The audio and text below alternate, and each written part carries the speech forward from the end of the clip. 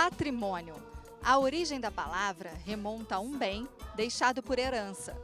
Mas e quando os herdeiros são todos os povos do planeta ou os moradores de uma comunidade inteira?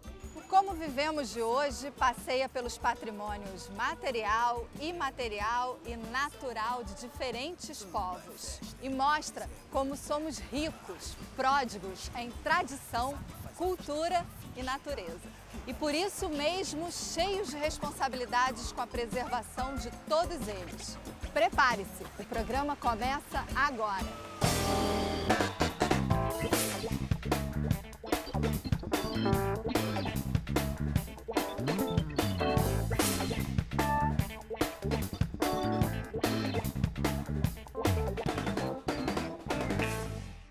Cada sociedade possui seus patrimônios, que podem ser construções, paisagens naturais ou hábitos e costumes do seu povo. Esses bens culturais são valiosos para um grupo social ou para toda a humanidade. Dá uma olhada em como a Unesco classifica os patrimônios. Existem mais de 1000 sítios do Patrimônio Mundial da Unesco em todo o mundo. A Organização das Nações Unidas para Educação, Ciência e Cultura foi fundada em 1945. Com sede em Paris, tem como objetivo promover a colaboração em educação, ciência e cultura, contribuindo para a paz e a segurança. A Unesco classifica os lugares mais bonitos do mundo de acordo com a Convenção do Patrimônio Mundial de 1972. Hoje, ela promove a cooperação internacional entre os 163 estados que aderiram à Convenção para preservar e proteger o patrimônio cultural e natural. Desastres naturais, poluição, caça ilegal, urbanização, desenvolvimento descontrolado do turismo, conflitos e guerras podem ameaçar esses lugares. Dezenas já entraram na lista de patrimônio mundial em perigo. As sociedades humanas expressam suas identidades através da linguagem, música, tradições orais e habilidades artesanais passadas de geração para geração. Com muitas dessas práticas ameaçadas de desaparecer completamente, em 2003 a Unesco adotou uma convenção para proteger o patrimônio cultural imaterial, com mais de 300 elementos. A lista tem o objetivo de proteger a diversidade cultural e inclui 34 tradições sob ameaça de extinção. Sabe aquela comida típica de uma comunidade? Ou ainda, o modo de bordar seus tecidos, costumes passados de geração a geração? Eles são considerados bens materiais porque são o modo de viver de um povo, aprendido pelos antepassados e transmitido às gerações futuras, como o queijo polonês. Em uma sala escura no pé das montanhas polonesas Tatras, um pastor de ovelhas cumpre um honrado ritual: fazer o queijo ossipek. Feito com leite fresco de ovelhas, a especialidade local toma forma lentamente, moldado à mão. Primeiro, você tem que coalhar o leite. Então molda o queijo e coloca em água fervente. Você pode ver quanto trabalho manual há nisso. Então, nós colocamos o queijo em salmoura por 24 horas. Alguns deixam por 48 horas. Eu deixo apenas por 24. Este queijo é parte do folclore do sudeste da Polônia, assim como a cerimônia anual tradicional de migração das ovelhas para pastos de verão. O futuro do método rústico de produção do queijo ossipek recebeu um grande incentivo da União Europeia. Em 2008, ele recebeu a classificação DOP, de designação de origem protegida. Isso quer dizer que não só o nome do queijo é protegido, assim como seu principal ingrediente, o leite não processado.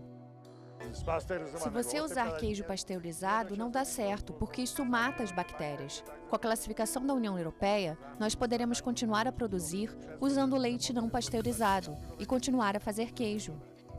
Para os criadores de ovelhas, o selo da União Europeia foi a salvação. Agora, a produção pode ser preservada. Esta técnica data dos séculos XV e XVI. As ferramentas são feitas de madeira, como as cabanas dos pastores de ovelhas. Se nós não tivéssemos estabelecido estes padrões, quando nos uníssemos à União Europeia, nossa produção ia diminuir gradativamente, até desaparecer por completo. Nem todos os produtores de queijo são tão confiantes. Muitos temem serem atingidos pelo alto custo das inspeções sanitárias da União Europeia. E outros viram as vendas caírem após a classificação. Hoje, apenas 1/4 do queijo Ospeck ainda é feito da forma tradicional. A música é a expressão da identidade de um povo. E esse tesouro pode ser importante para além das fronteiras nacionais, tornando-se patrimônio mundial, como o fado. Ai, meu triste fado, que em tão dura paixão me sepulta, que amor não seja dor, que me deixou tão... Há muita mágoa. Essa tal palavra, perguntam-me sempre, a palavra saudade, é uma palavra muito portuguesa e muito bonita, mas que de facto é uma palavra que é forte, que é muito difícil de transcrever para um estrangeiro, mas que é a falta de qualquer coisa, é a falta do nosso país, é a falta das nossas mulheres. Deserta, triste, abatida, na mais estranha cegueira. O fado é um estilo musical das camadas populares e nasceu aqui no coração de Lisboa.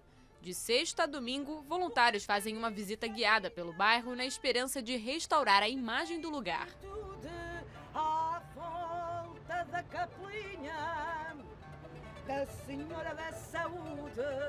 É muito bella, é stato bello sia... É muito bonito, agradável de escutar ao vivo. É lindo ver moradores do bairro cantando junto. E é muito bom ouvir a história do lugar onde nasceu o fado. Lui del quartiere dove è nato il fado, in fondo. Ai, meu triste fado, que em tão dura paixão me sepulta. Cidades e construções históricas também são patrimônios, pois materializam os costumes de um lugar. Estas curiosas estruturas são conhecidas como chaminés de fada. Há centenas delas aqui na Capadócia, região central da Turquia. Formadas há milhões de anos pela atividade vulcânica e pela erosão dos ventos, eram habitadas até meados dos anos 80, quando o governo começou a cobrar aluguel, afugentando a maioria dos moradores. Muitas chaminés estão mal conservadas porque a maioria está desocupada e não tem manutenção. Mas o problema vai além das autoridades locais, porque nós não podemos consertá-las sozinhos. Precisamos da permissão do Comitê de Monumentos, e isso depende do Estado. Mas tem gente que se recusa a sair, como Mehmet. Este criador de cavalos quer permanecer no local onde seus ancestrais viveram, em harmonia com a natureza. Além disso, ele garante que a casa é confortável. É muito agradável viver aqui, só é preciso ter cuidado com a manutenção. A maior inimiga é a água, que entra nas cavidades e congela no inverno, aumentando as rachaduras. Com o passar do tempo, a chaminé pode desmoronar. Foi o que quase aconteceu aqui. Situada bem no meio do Museu a Céu Aberto de Goreme, essa estrutura está com grandes rachaduras. Foi salva graças à intervenção das autoridades locais. Savas, guia do Museu de Goreme, explica que é preciso acompanhar diariamente como as rachaduras evoluem. Neste caso, o conserto foi subsidiado, porque a chaminé está inscrita no Patrimônio Mundial da ONU. Outras 100 chaminés de fada precisam de conserto com urgência, mas não constam da lista do Patrimônio Mundial e, por isso, não recebem subsídios. Muitas correm o risco de desmoronar a qualquer momento, colocando em risco este tesouro geológico e a segurança dos muitos turistas que visitam o local.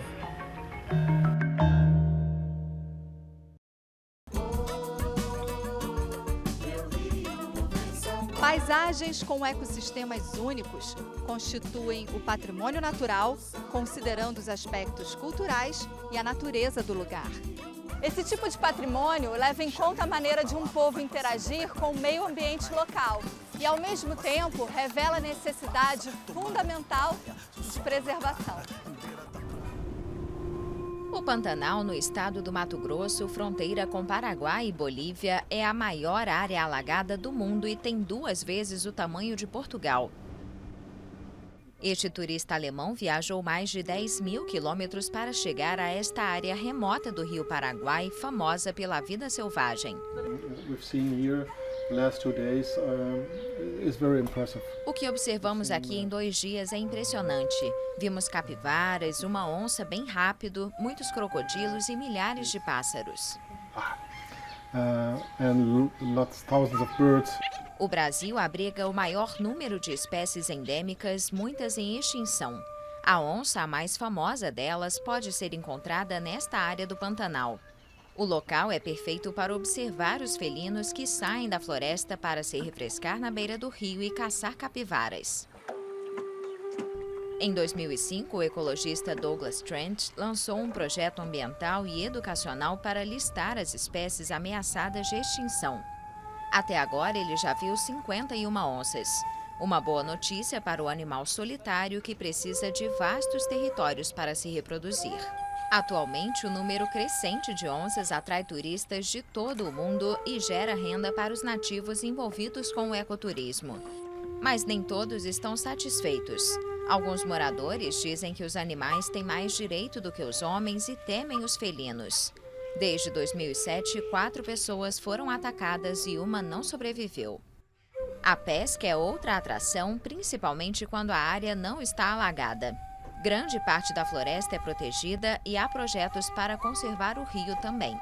Cáceres foi a primeira cidade a fazer uma lei municipal que reteve para 5 quilos e 1 exemplar as cotas de peixe, de pescado, retirando do rio.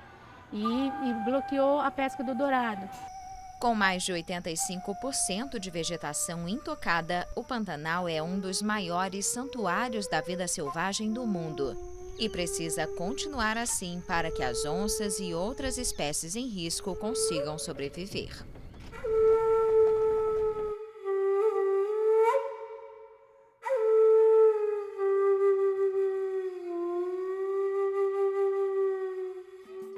O Rio de Janeiro é a primeira cidade do mundo a receber da Unesco o título de Patrimônio Mundial como paisagem cultural. Aproveite a riqueza à sua volta e desfrute das tradições e belezas da cidade maravilhosa. Mas não se esqueça de preservá-la. O Como Vivemos fica por aqui. Até a próxima!